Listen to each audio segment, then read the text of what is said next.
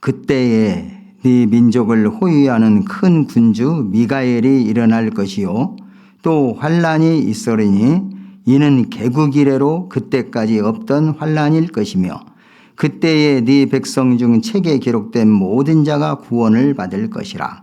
땅이 티끌 가운데서 자는 자 중에서 많은 사람이 깨어나 영생을 받는 자도 있겠고 수치를 당하여 영원히 부끄러움을 당할 자도 있을 것이며 지혜 있는 자는 궁창이 빛과 같이 빛날 것이요 많은 사람을 옳은 대로 돌아오게 한 자는 별과 같이 영원토록 빛나리라.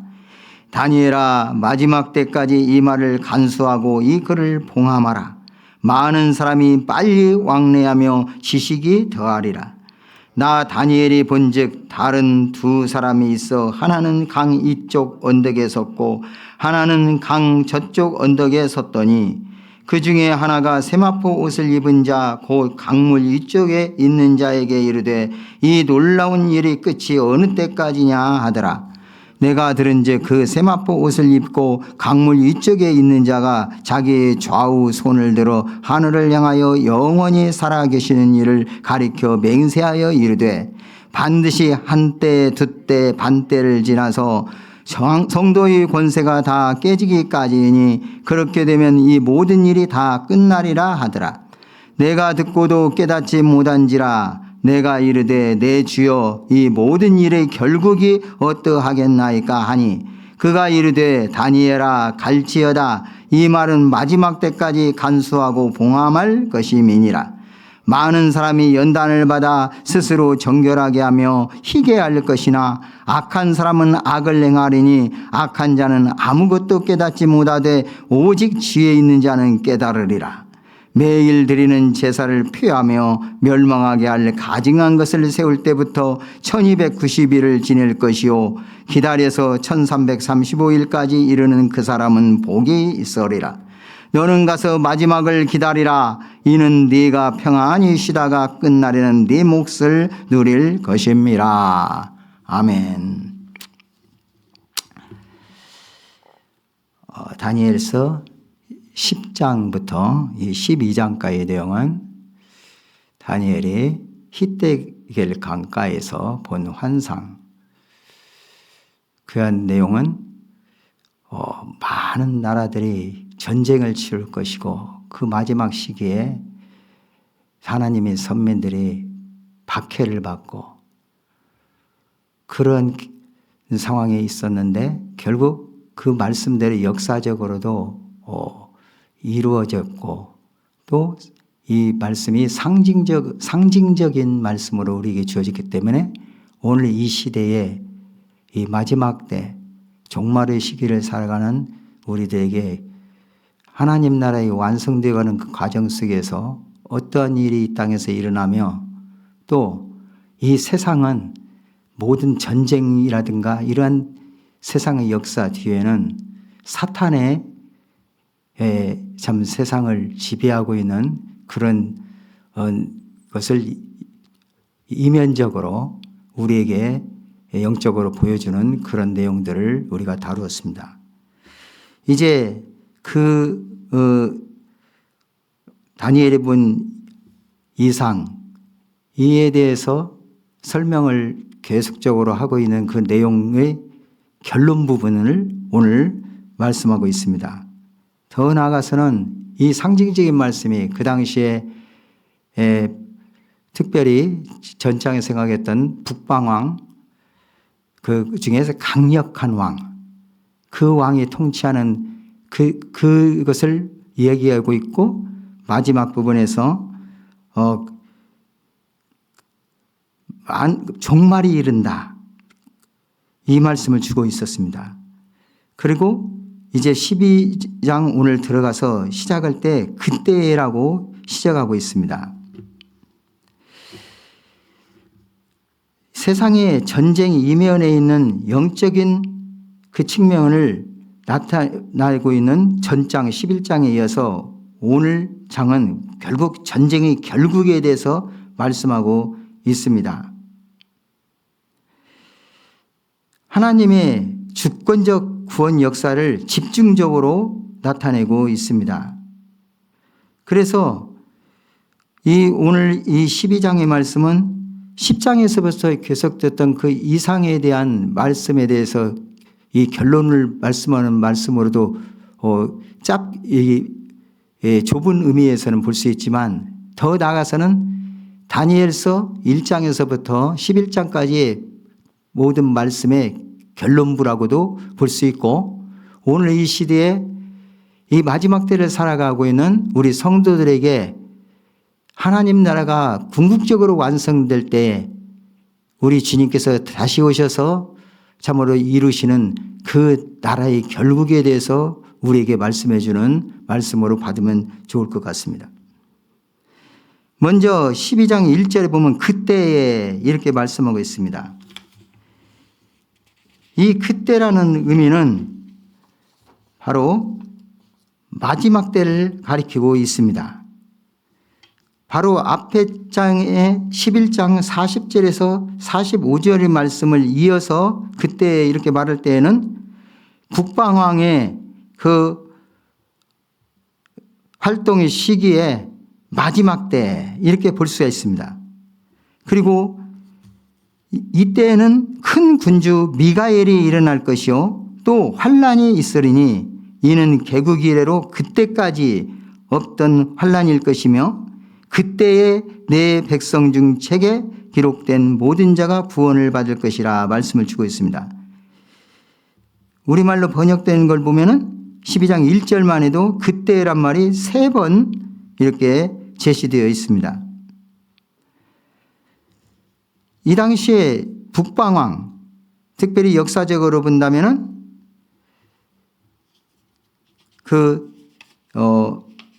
안티오쿠스 에피파네스라는 왕, 그 왕은 적그리스도를 상징하는, 곧 예표하는 왕으로 제시가 됩니다.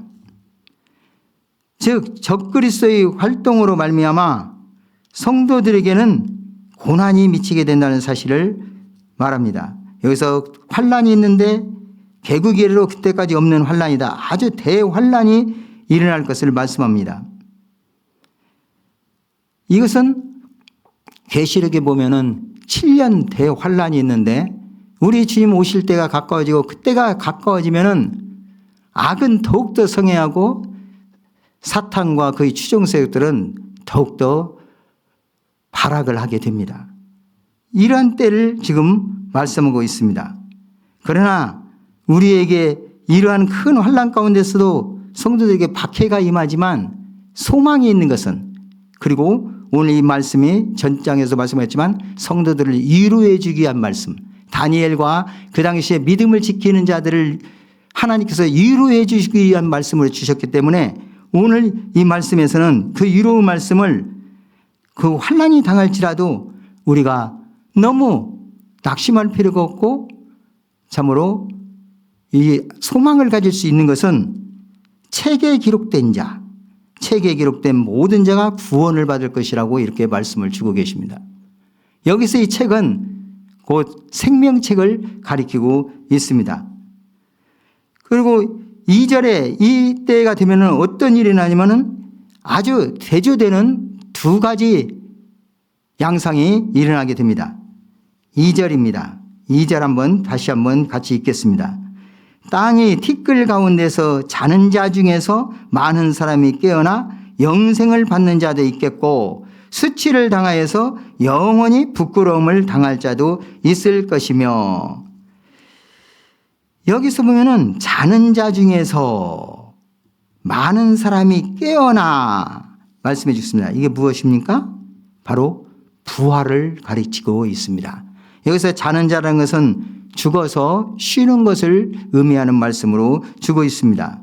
그 중에서 많은 사람이 깨어난다고 했습니다. 일어난다고 했습니다.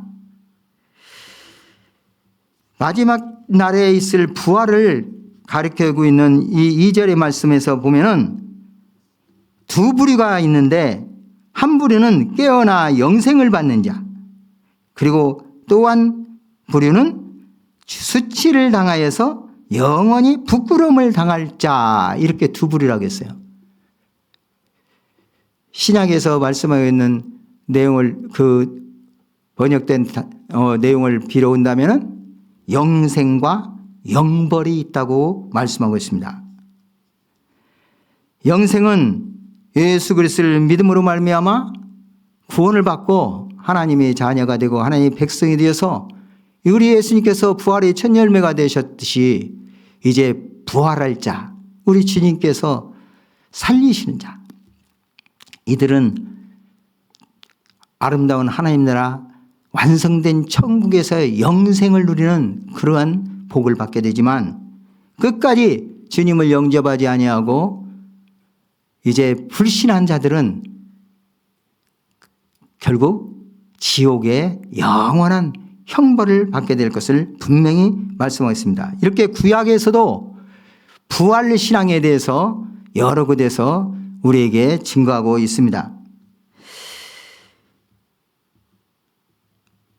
땅의 티끌 2절에 이것은 바로 무덤을 비유적으로 표현한 말이고, 잔다 이 말은 죽음의 상태를 나타내는 비유적 표현입니다. 결국 그 누구도 이 땅에서 죽음은 피할 수가 없습니다. 한번 죽는 것은 우리에게 정해진 것이고 그 후에는 심판이 있다고 말씀합니다. 결국 죽어요. 우리 주님이 우리가 육체의 죽음을 맞기 이전에 이 땅에 재림하시면은 믿는 자들은 죽지 않고 이제 우리 주님 앞에 가게 되지만, 그렇지 아니 그 우리 육체의 생명이 다하는 그날까지 주님께서 이 땅에 오시지 않고 그 위에 오신다면은 그 누구도 죽음은 피할 수는 없어요. 그러나 분명히 두 가지 길로 갈라진 것이 하나님께서 영생을 누리게 하는 자와 영원한 벌에 처해지는 그런 자들로 나눠진다는 사실을 우리는 이 말씀을 통해서도 분명히 할 수 있습니다. 그 다음은 3절에 이렇게 말합니다. 3절 다시 한번 읽겠습니다. 지혜 있는 자는 궁창의 빛과 같이 빛날 것이요 많은 사람을 옳은 대로 돌아오게 한 자는 별과 같이 영원토록 빛나리라. 많은 사람을 옳은 대로 돌아오게 한다고 말씀합니다. 어떤 자가요? 지혜 있는 자입니다. 이 말씀을 보면은 결국엔 지혜 있는 자는 많은 사람을 옳은 대로 돌아오게 한 자다, 이런 말씀입니다. 지혜 있는 자, 지혜는 어떤 자입니까? 잠언서에서는 지혜에 대해서 많이 말씀하겠어요. 지혜, 하나님 아는 지식.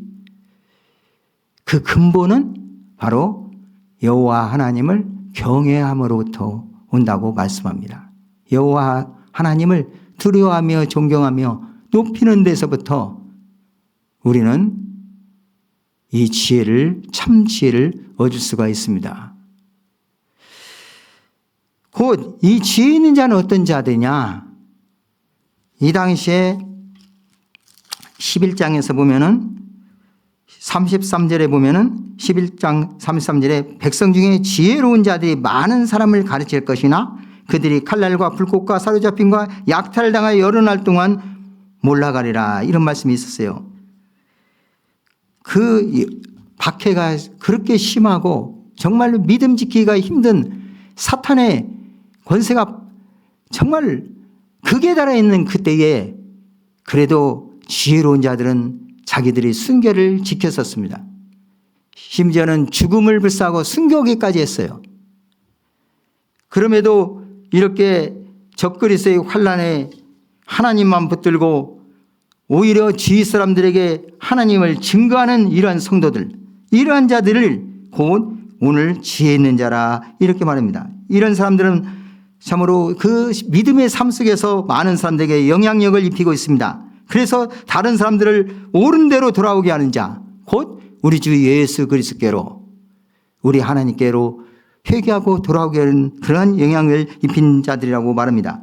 이들은 별과 같이 영원토록 빛난다고 했습니다. 2절에서 깨어나 영생을 받는 자가 있고 수치를 당하여 영원히 부끄러움을 당할 자가 있다고 했는데, 여기에서 곧 영생을 얻는 자, 이런 자들이 곧 지혜 있는 자라고 말할 수 있습니다.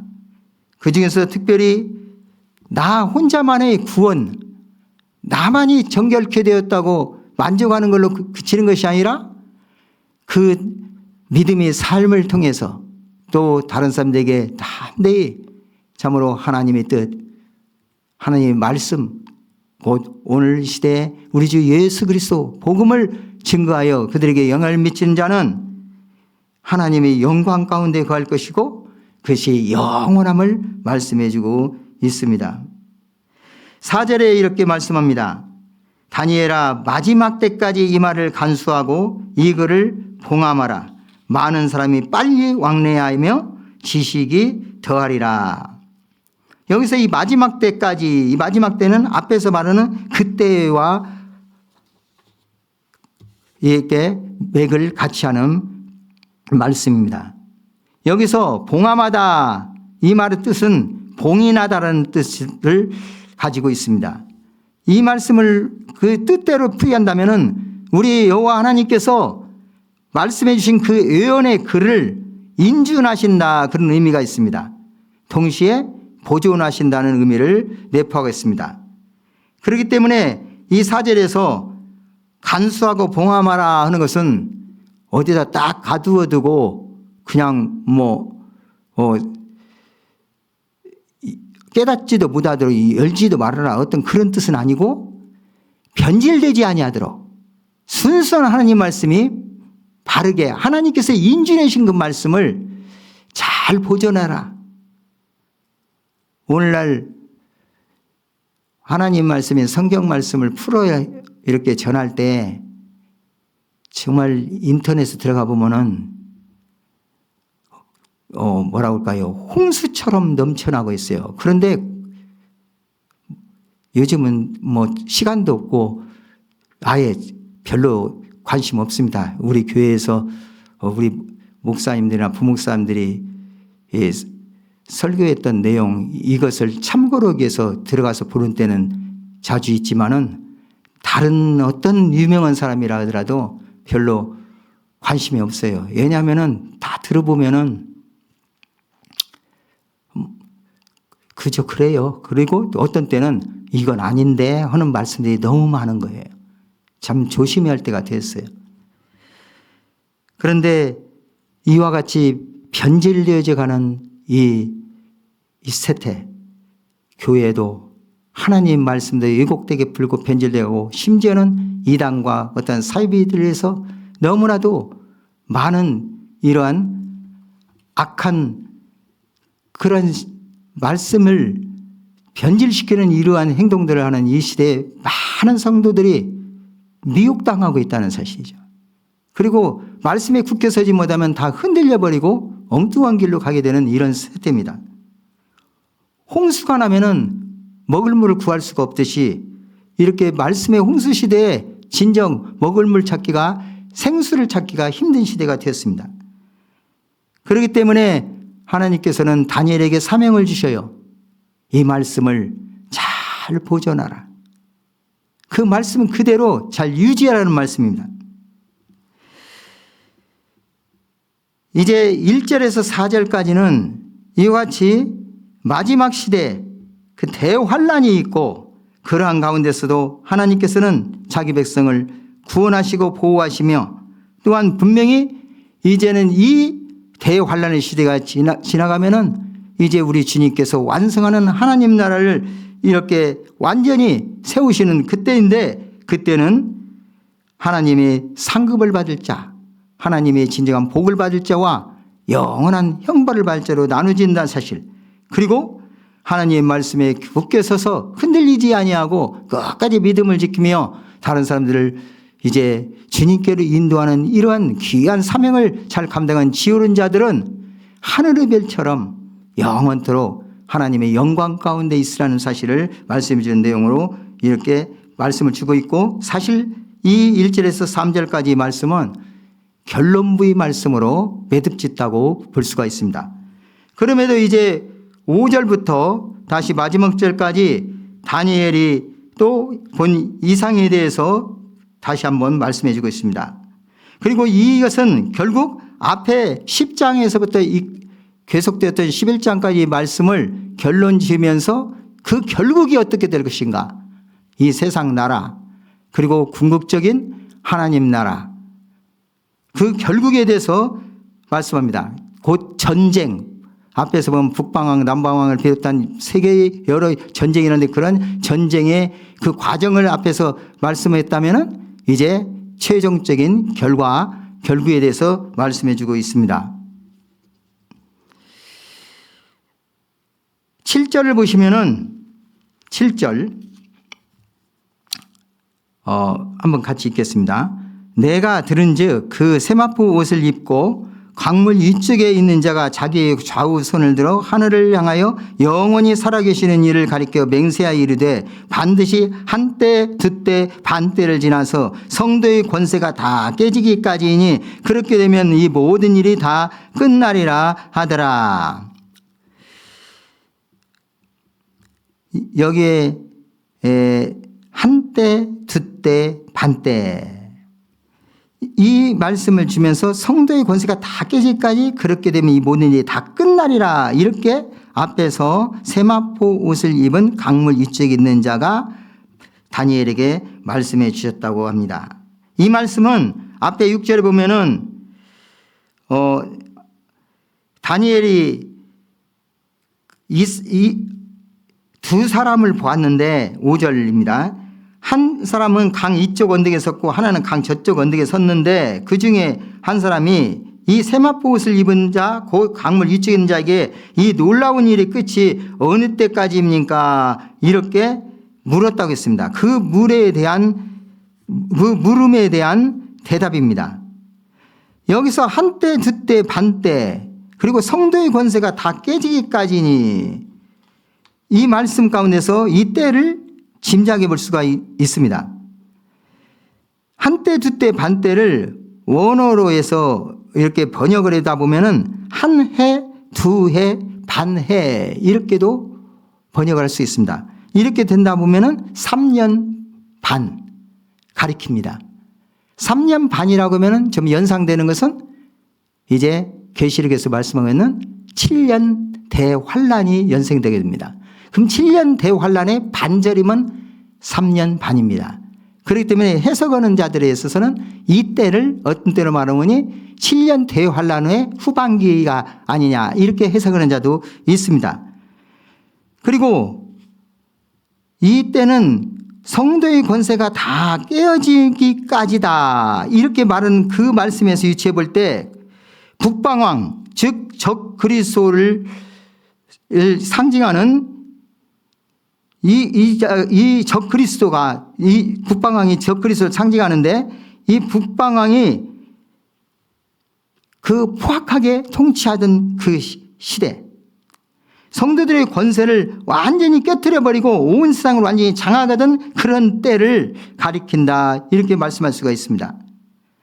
이때에 그때에 비로소 오늘 1절에서 3절에 말씀한 일이 일어날 것으로 생각을 하게 됩니다. 그리고 8절 9절에 이렇게 말합니다.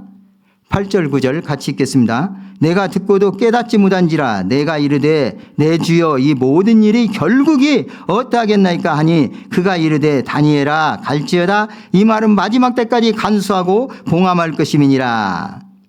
다니엘이 이 말씀까지도 다 들었어요. 그런데도 다니엘이 깨닫지 못했습니다. 그래서 다니엘은 그 깨닫지면서 다시 한번 마지막 때에 질문을 하고 있습니다. 마지막 날에 과연 이 시기가 어느 때입니까? 그 결국이 어떠합니까? 질문을 합니다. 그러나 하나님께서는 그에 대한 대답은 해주시지 않으셨어요. 그러면서 사명을 주셔요. 다니엘아 갈지어다. 이 말은 마지막 때까지 간수하고 봉함할 것임이라. 앞에서 설명을 드렸죠. 간수하다, 봉함하다. 그것은 딱 닫아두고 열지 말라는 그런 뜻이 아니라 잘 그 말씀 그대로를 하나님 말씀 그대로를 변질시키지 말고 유지하고 그 말씀 그대로 지켜나가고 보존하라는 그런 의미라고 했죠. 그 명령을 주시는 거예요. 그리고 10절에 이제 계속 말씀하시기를 이렇게 말합니다. 10절입니다. 많은 사람이 연단을 받아 스스로 정결하게 하며 희게 할 것이나 악한 사람은 악을 행하리니 악한 자는 아무것도 깨닫지 못하거든 오직 지혜 있는 자는 깨달으리라. 그때는 곧 마지막 때는 주님 오시는 마지막 날이 이제 거의 임박했을 때에는 많은 사람이 연단을 받는다고 했습니다. 믿음을 지키기 위해서 많은 고난을 받게 돼요. 어려움이 있어요. 그러면 그 고난은 우리에게 무엇을 준다고 했어요? 인내를 가져온다 했어요.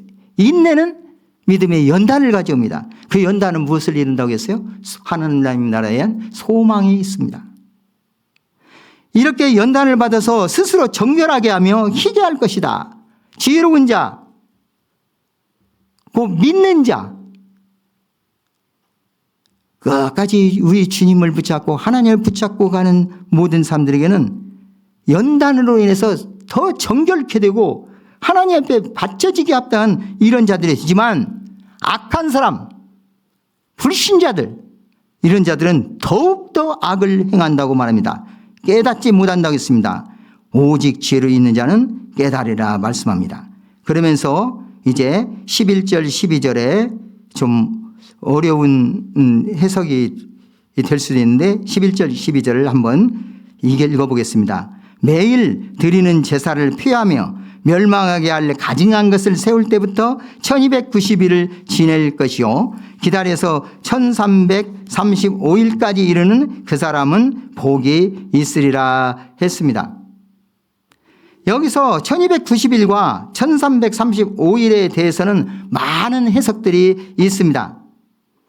그런데 1290일을 안티오쿠스 에피파네스의 악행이 극에 달하는 그러한 기간이다 이렇게 해석하는 해석이 역사적으로는 좀 이루어지지 않았을까 이렇게 좀 생각을 해볼 수 있고 또 1335일이 되기까지의 그 기간이 45일로 이렇게 나와 있습니다. 이것은 안티오쿠스 에피파네스로 표되는 적그리스도의 활동 기간이 상징적인 숫자다 이렇게 해석하는 견해가 있습니다.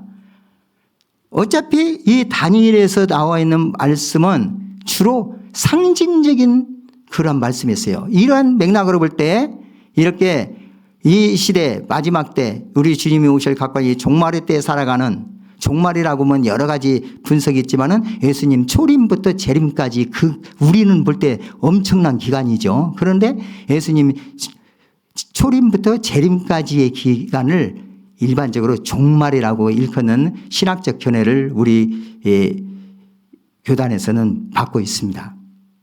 지금도 그러니까 종말이죠. 그런데 어찌 보면은 종말의 끝이 점점 다가오는 시대가 아닌가 이런 것을 우리는 삶 속에서 느낄 수가 있습니다.